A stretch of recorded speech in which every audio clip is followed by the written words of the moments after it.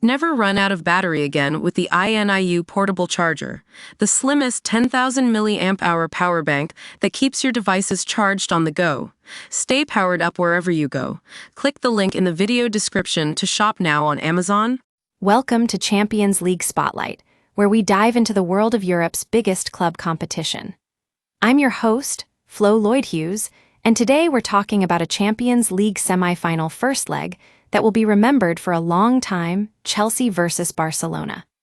What happened in Florence? Well, Chelsea came out on the wrong end of a 4-1 thrashing at the hands of Barca. It was a collapse of epic proportions, with the Blues struggling to cope with the Catalans' high-intensity pressing. And we're joined today by two experts who will help us make sense of it all: Jessie Parker-Humphries and Becky Taylor-Gill. First up, let's talk about what went wrong for Chelsea. They were outplayed in just about every department, from defense to midfield to attack. It's no secret that the Blues have struggled with their set-piece defending this season, and against Barca, they gave away 3 free kicks which led to all 4 of those goals. But it wasn't just their defensive solidity that was lacking.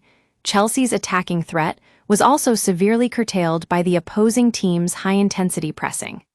The Catalans were quick, physical, and relentless in their pursuit of the ball, and Chelsea found themselves struggling to cope with that kind of pressure.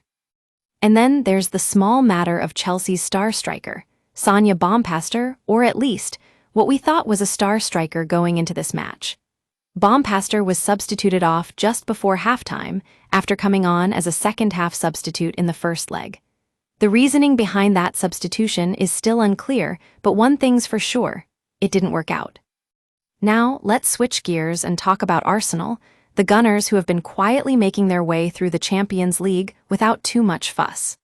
Okay, maybe not quietly, because they've been on the end of some pretty heavy defeats. But they're in a tie against Manchester City, and they narrowly lost 2-1 in the first leg. So can Arsenal turn it around?